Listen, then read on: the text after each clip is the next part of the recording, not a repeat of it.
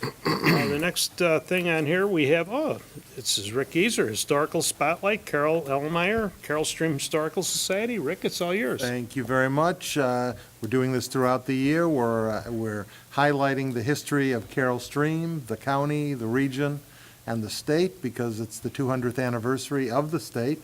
And next year, starting in 2019, will be the 60th anniversary of the village. And joining us today is President of the Carroll Stream Historical Society, Carol Ellermeyer, and she's going to tell us a little bit about Carroll Stream, not the village, but the actual person. We're going to learn a little bit about the real Carroll Stream, find out a little bit about her life and how she's doing.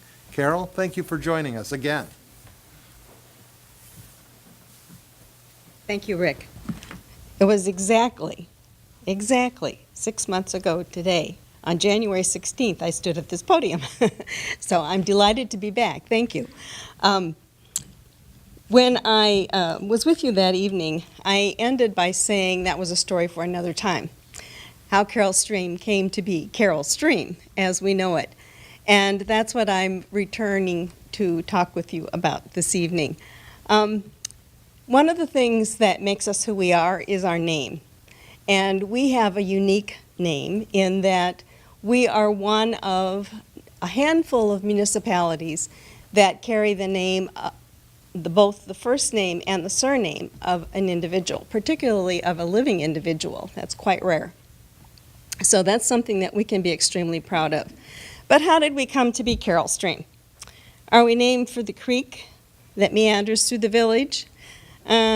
Well, the answer to the origin of our name is the stuff of legends. And like many legends, this is a story that has a few twists and turns. So let's start with what we know as the facts. First of all, Jay Stream, our builder and founder of the original community, and his wife Dorothy had 2 children, a daughter Carol and a son Jim, who was the younger of the 2. The family lived in Wheaton and in a house on Geneva Road that Jay built. Dorothy says that they built that house because they couldn't afford to buy the house they really wanted. So that's a little bit of an interesting twist. Also, they had a summer home in Twin Lakes in Wisconsin, which is just over the Illinois border. Some of you may know where that is. In 1957, Jay was gearing up to build his town, and Dorothy and the children had moved to Arizona. They returned that summer to spend time at the summer home in Wisconsin. And on August 27, 1957, Carol, who was then 14, and 3 friends drove to Racine in a 1948 Studebaker. It was on their way home that tragedy struck. While attempting to cross U.S. Highway 45 in central Kenosha County, the car was struck on the right rear side, killing the 15-year-old Richard Christie of Chicago, who was sitting in the passenger seat on that side. In 1991, Carol herself told Eric Zorn of the Chicago Tribune that the driver shouted that the brakes were failing as they approached the intersection from a county road. And apparently, he must have seen that there were other vehicles on that highway. His intention was to accelerate across the road and then coast to safety. However, his efforts failed. Carol was ejected through the windshield and hit a telephone pole. The one individual, as I already mentioned, was fatally injured, and the 2 others received minor injuries. Carol was taken to Kenosha Memorial Hospital, where neurosurgeons said that in her comatose state, she may never awaken, and if she did, that she would probably have multiple injuries that would leave her severely handicapped.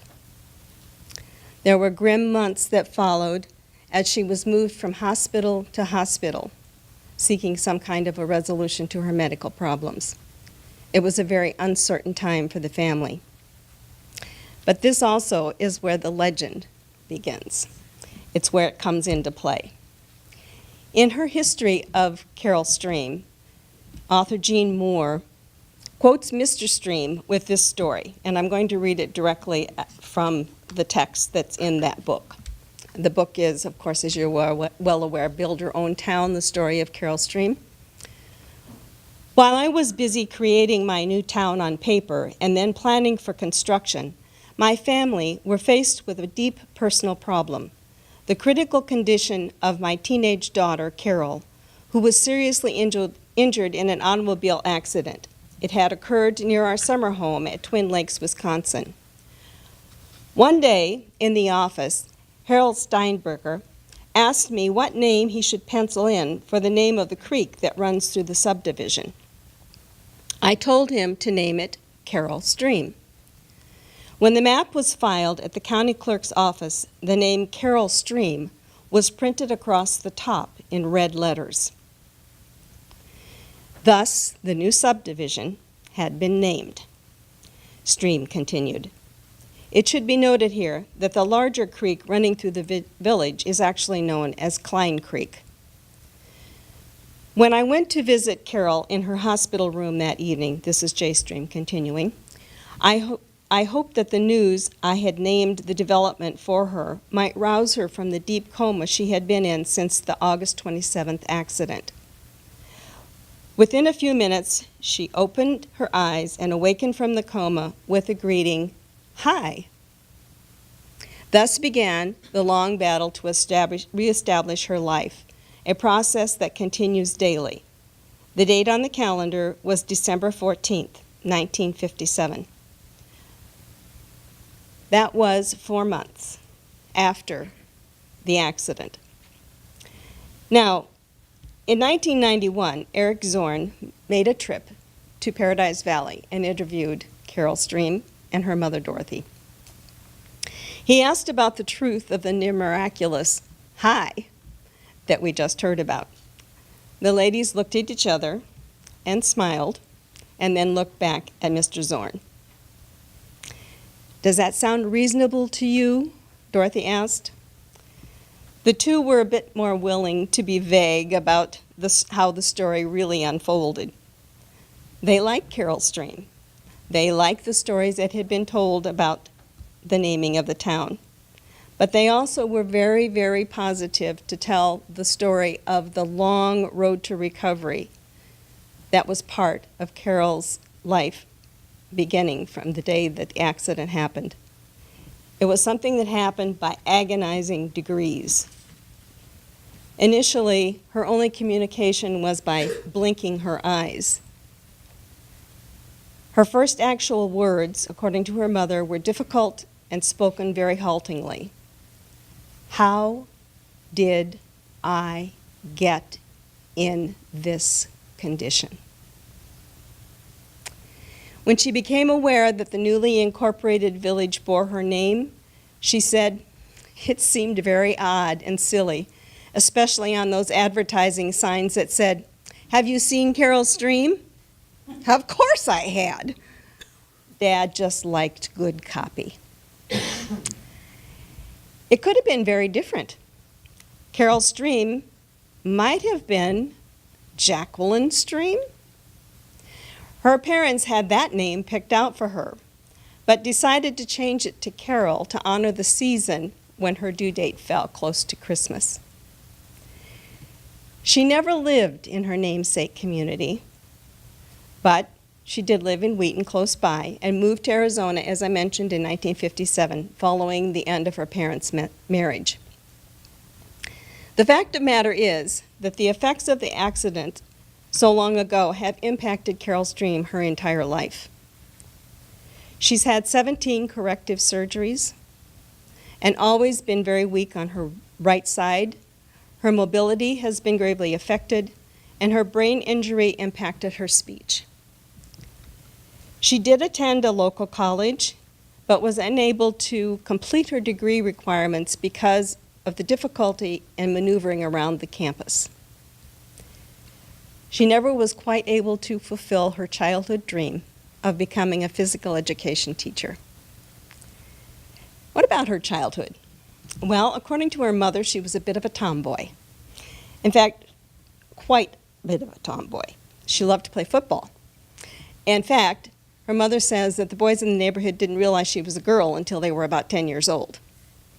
She also liked to play tennis and ride her bicycle up and down Geneva Road and visit the popcorn shop in Wheaton. Those things we learned when Rick Gieser and his family visited with Carol Stream and in her Paradise Valley home in 2008. Carol Stream is very proud of her namesake. She keeps a scrapbook of Carol Stream clippings. She has cherished mementos like a Carol Stream logo, village logo pendant that she finds to be something of a special treasure. She also has a sense of humor. Her brain stem injuries caused her great physical effects, but her keen sense of humor is still very much intact. In fact, she remarked with mock disappointment to the Giesers that Glenborn North should be called Carol Stream High School. And she pointed to a scrapbook headline that said, "Carol Stream is rapidly eating up land north, south, east, and west," laughing as she said, "How would you like it if your name was in that headline?" She has visited the village, as you know, and when she's been here and at other times when she recalls those memories, she'll say, "When I go back, I'm so proud that people have taken such nice care of the town. It's like they're taking good care of me." What a better tribute. That's our Carol Stream. You know, we have a lot to be thankful for in that Carol Stream has been with us for a long time. However, she has health issues at the moment, and so we are even more proud to have her as our patron and wish her well. You know, there's a lot of variations on the story of how Carol Stream got its name. Like many stories, it's become a legend through its telling.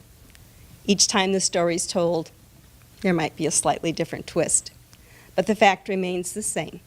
Carol Stream is a real person, and Carol Stream, the village, is her namesake. Next question. Why do so many streets in Carol Stream have Native American names?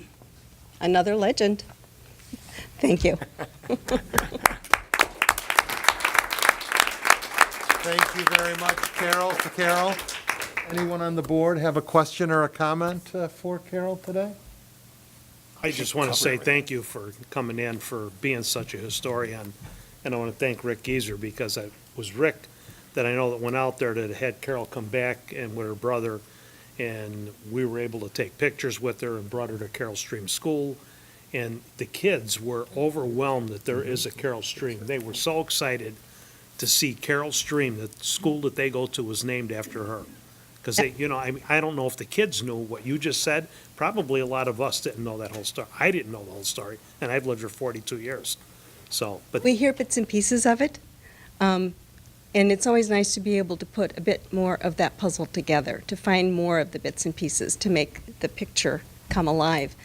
I was very, very honored to be working for District 93 at the time that Carol Stream visited Carol Stream School. And one of my most prized possessions is a picture that I have of myself with her. And she said to me that day, "I am so proud of this town, that you take such good care of it." So I know that when I read that quote, as I was doing some research, that is exactly how she feels, because I heard it with my own ears. Thank you for having me. How old is Carol Stream right now? She was born in 1942, so she's 77. When was that when she received the letter? It was in October of 2010. Okay, because I'm going to tell you that her brother walked into the Aldrin Community Yes. Center and introduced himself, and we had no idea who he was. He just said, "My name is Jim." And we're like, "Well, it's very nice to meet you." And he says, "I have someone very special out in the car that you would like to meet." And I said, "Who's that?" And he said, "Carol Stream." And I said, "That's a really funny joke." That's hilarious. I said, "There really is a Carol Stream, but she lives, I believe, in Arizona." told me, he says, well, she's in your town and she's in the parking lot right now. And that's when we got a lot of people moving. That's when we got Arnie Biondo to go out to help her into the Aldrin Community Center. When we started calling a lot of people from around town, that's when we got hold of the mayor to try and get everybody, as many people as we could over there as possible. And somewhere the Park District has all of those pictures from that surprise visit. I will never forget that day. It was just a regular, ordinary work day, and then there you have Carol Stream literally right in our building right there. It was really cool, so. It's quite an honor. At the time, she looked like she was in very good health at the time. I mean, you did get a sense of her sense of humor. Mm-hmm. And people were just bombarding her with questions. And people who didn't live in Carol Stream, and some of my coworkers who did live in Carol Stream didn't get the significance of it. But I thought it was pretty cool. So when I went home that night at dinner, I was telling my kids, I said, yeah, it's kind of a boring day at work today, just this person named Carol Stream came in to visit, and they're like, what? It's a real person. I'm like, yeah, it's a real person, and I really did get to meet her today and shake her hand, and they're like, that is the coolest thing. So I do remember that day. I just couldn't remember which year it was, but I knew that I was still at Aldrin at the time, so. Yeah, she came into town for a reunion at her high school, at Wheaton High School, and as it turned out, there was an open house at Carol Stream School that, as well as the fire open house that very same day. So we were able to take her, I was able to get her to both events. Special for everyone, her and for us. One thing I was not able to track down, maybe you can help me with this. The stream that Jay was pointing to on the map that he called Carol Stream, on maps that I have come across, the only stream that I could find that's not Klein Creek is called Thunderbird Stream on some maps. Thunderbird Creek or? Yeah, Thunderbird Creek. Uh-huh. That's Is that, how we see it. yeah. Jim's shaking his head. He's got 30 years of that tucked away. But that is, in fact, the waterway that he was trying to name Carol Stream, perhaps, do you think? I believe so. I think we'll go back to the original plat, Yeah. but as long as I've been here, it's been called Thunderbird. Thunderbird, yeah.